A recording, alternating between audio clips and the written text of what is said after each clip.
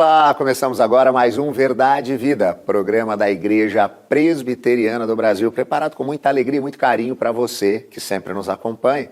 Se você quer conhecer um pouquinho mais sobre a nossa igreja, nos busque nas redes sociais, sempre procurando pelo @IPBOficial. O programa de hoje terá como tema o Deus Desconhecido. Não perca essa mensagem proferida pelo reverendo Hernandes Dias Lopes. Que Deus possa falar à sua mente e também ao seu coração por meio dessa mensagem.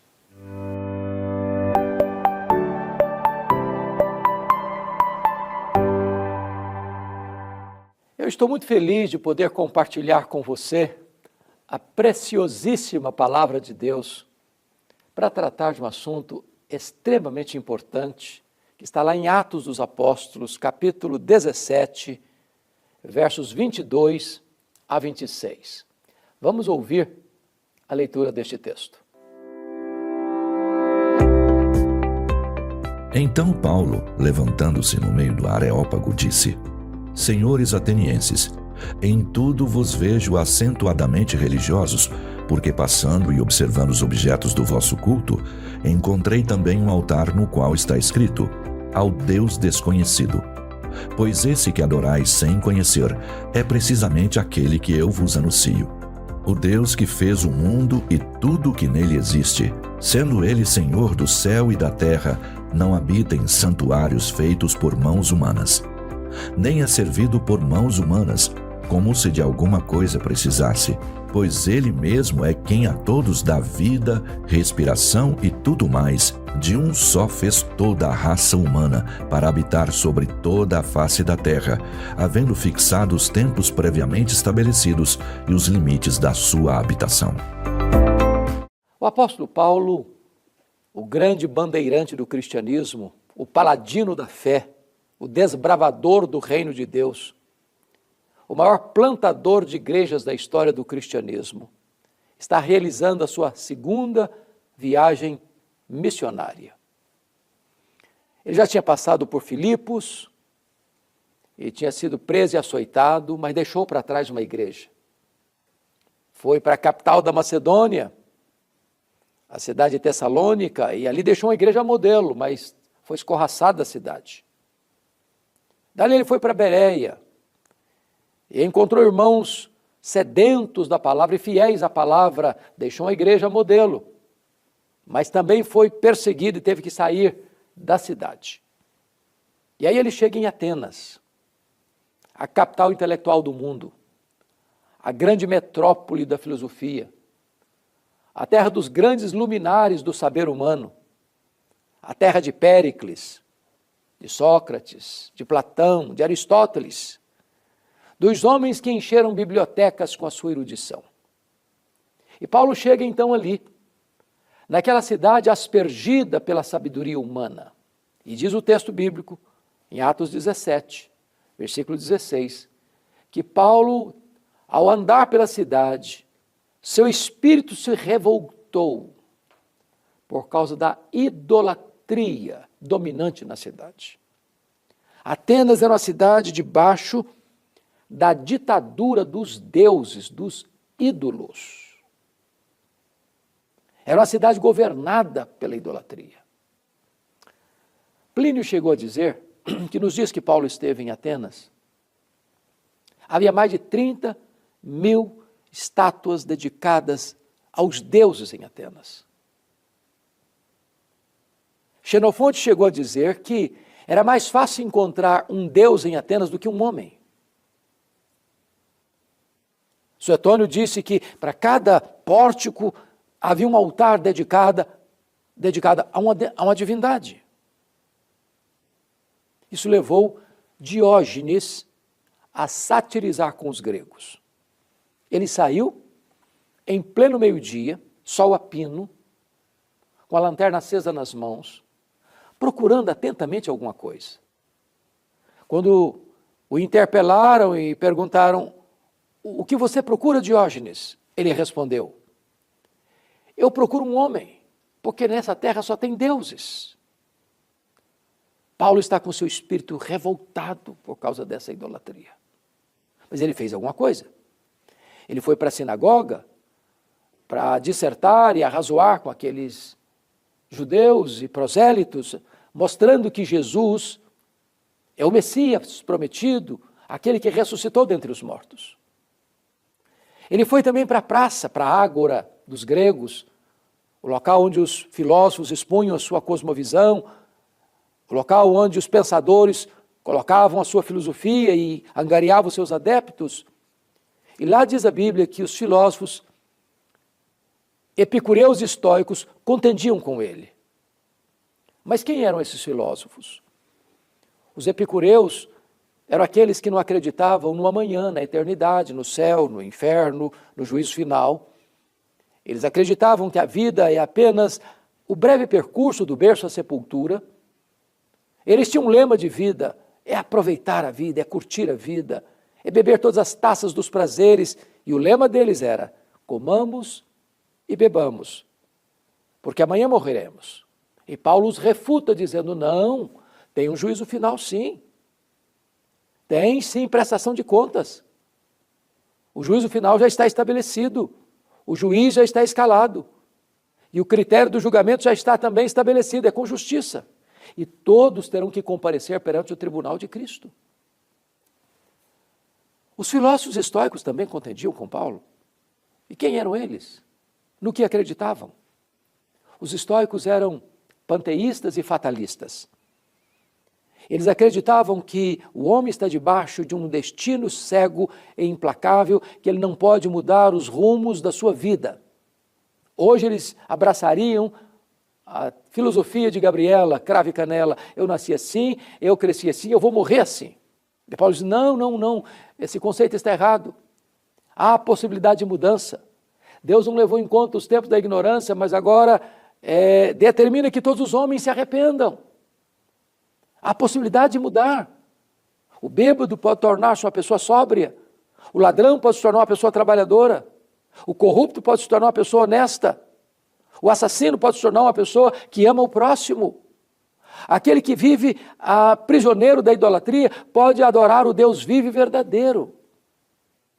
Então, diz a Bíblia que pegaram Paulo, levaram-no para o Areópago, o tribunal dos gregos, para Paulo dar explicações, porque, notem isso, na cidade mais culta do mundo, o pregador era um tagarela, o evangelho era coisa estranha, e o verdadeiro Deus era o Deus desconhecido.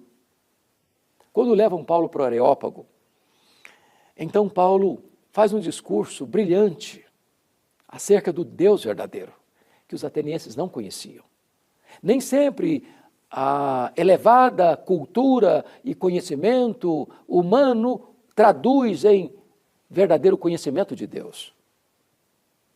Então Paulo diz assim: senhores atenienses, em tudo vos vejo acentuadamente religiosos, porque passando e observando os objetos do vosso culto, encontrei um altar no qual está escrito: ao Deus desconhecido. Pois se Deus que vocês adoram sem conhecer é precisamente o Deus que eu anuncio. E que Deus é esse?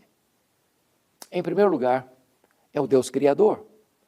Versículo 24 diz que Ele é o Deus que fez o mundo e tudo o que nele existe. Paulo não tem nenhum problema intelectual para pregar na capital intelectual do mundo acerca do criacionismo. Como um jovem universitário não precisa abandonar o seu cérebro para defender em sala de aula, numa cultura ateísta e evolucionista, que Deus criou o mundo e tudo o que nele existe. Paulo está refutando aqui a ideia grega de que a matéria é eterna. Eterno só Deus o é. Paulo está refutando aqui a ideia de que o mundo surgiu espontaneamente. Não, o mundo foi chamado à existência pelo Deus Todo-Poderoso. Paulo está refutando aqui a ideia de que o mundo surgiu mediante uma mega explosão cósmica casual. Não, o caos não produz o cosmos, a desordem não produz a ordem. Este vasto universo, com leis tão precisas, com movimentos tão harmônicos, não é fruto do acaso, mas da obra criadora do Deus Todo-Poderoso. Paulo está refutando aqui a teoria da evolução. O mundo não surgiu mediante a evolução de milhões e milhões de anos. O mundo foi criado e criado por Deus.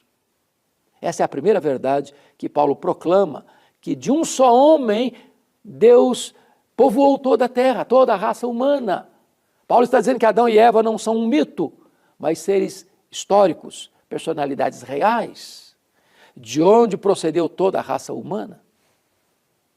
O Deus que os atenienses não conheciam é o Deus da providência. Nele vivemos, nos movemos, existimos, Ele que nos dá a vida, a respiração e tudo mais. O Deus que os atenienses não conheciam é o Deus Salvador.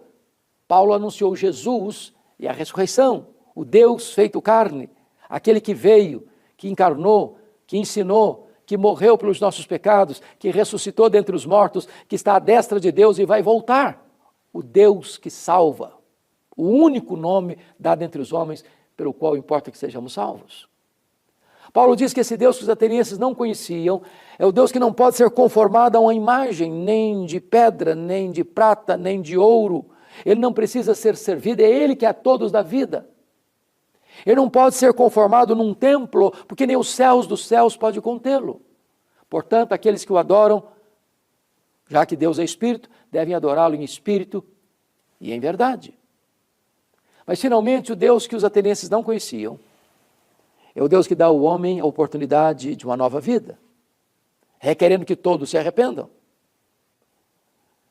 E estabelecendo que é necessário arrepender-se, porque todos terão que comparecer perante o tribunal de Deus para prestar contas da sua vida ao reto juiz, que julgará com justiça. O juízo está à frente, o tribunal de Deus está à frente, e todos teremos que comparecer para dar contas da nossa vida, num julgamento justo, cujo juiz não pode ser subornado. Quando Paulo termina esse sermão lá em Atenas, o seu auditório se divide em 3 grupos.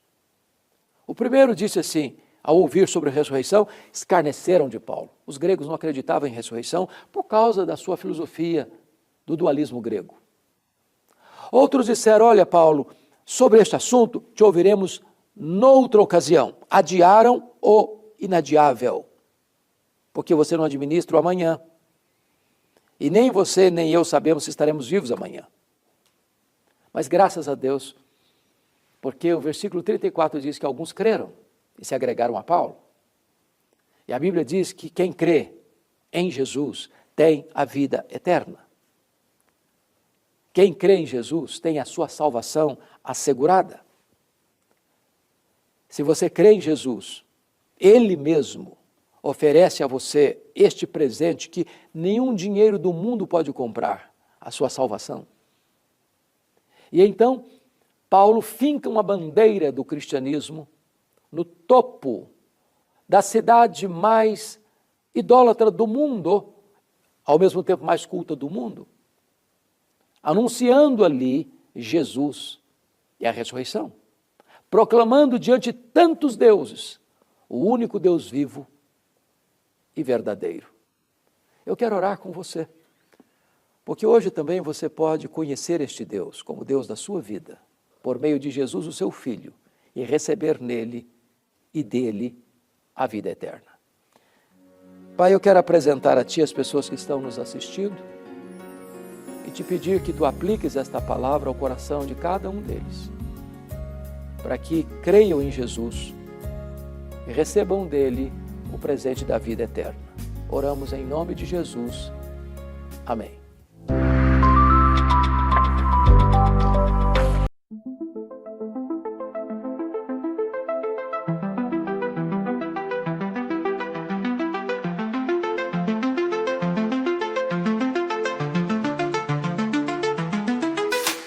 I woke up to the silence where your voice used to be. Found a stranger in your place, a ghost of you and me. The city lights outside my window, they don't shine so bright. Since you walked away, I'm left to face the dark of night. Your whispers still echo, a haunting melody, a siren's call that beckons me to the shadows of our memory, where love and lies entwine. A fatal heart of mine beats to the rhythm of your deceit, a love that's lost in time. Oh, shadows in the night, they whisper your name, a melancholy hue that stains my heart in flames. I'm searching for the truth in the eyes that used to love, but like a mirage you vanish, leaving me to rise above. Chegamos ao final de mais um Verdade e Vida e eu quero aproveitar para agradecer os nossos parceiros em missão, aqueles que têm sustentado esse programa para que ele possa estar todas as semanas abençoando tantas famílias. Se você quer saber como ser um parceiro em missão, entre em contato conosco. O telefone está aparecendo aí na tela, código de área é o 11 9 47 18 94 50. Você diz que você quer ser um parceiro em missão, a gente vai mandar de presente para você um devocionário como esse, Gotas de Esperança para a Alma, te direcionando também em como fazê-lo. Nós vamos encerrando o nosso programa. Semana que vem estaremos de volta no mesmo horário e no mesmo canal.